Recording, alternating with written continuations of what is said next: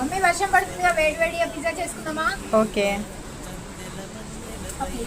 నా వీడియోస్లో చాలా వరకు చూసే ఉంటారు, నేను పిజ్జా చాలా వరకు తింటూనే ఉంటాను. కానీ మా మమ్మీకి తినిపించడానికి నాకు టైం అసలు దొరకట్లేదు. ఒకవేళ టైం దొరికినా మా మమ్మీకి బయట తినడం ఇష్టం ఉండదు. సో అందుకని నేను ఇంట్లో ప్రిపేర్ చేస్తున్నా. నాకు తెలుసు మైనీస్ యూజ్ చేయొద్దు, తినొద్దు అని చెప్పి బయటది కొని. సో ఇంట్లోనే హోమ్ మేడ్ మైనీస్ చేశాను. నెక్స్ట్ వీడియోస్లో పోస్ట్ చేస్తాను అవి. నేను పిజ్జా ఎక్స్ప్లెయిన్ చేయట్లేదు ఇక్కడ. నాకు జర్నీలో జరిగిన లైవ్ ఎక్స్పీరియన్స్ మీకు షేర్ చేస్తాను. మొన్న నేను జర్నీ చేస్తున్నప్పుడు బస్లో ఒక అంకుల్ ఎక్కారు.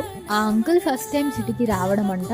దట్టు ఆయనకి మాటలు మాట్లాడడానికి రావు, చెవులు వినిపిస్తాయి. కానీ వాళ్ళ కొడుకు కాల్ చేసినప్పుడు కండక్టర్కి తీసుకొచ్చి ఫోన్ ఇస్తే వాళ్ళ కొడుకు చెప్పారంట, ఈ పిల్లర్ నెంబర్ దగ్గర దించండి అని చెప్పి. నేను ఎక్కాక అంకుల్ నాకు పిల్లర్ నెంబర్ చెప్తున్నారు, ఇక్కడ ఈ పిల్లర్ నెంబర్ వచ్చినప్పుడు చెప్పమ్మా, నేను టికెట్లు ఇస్తూ బిజీగా ఉంటే అని. పార్ట్ 2లో కంటిన్యూ చేస్తాను అసలు ఏంటి స్టోరీ అనేది.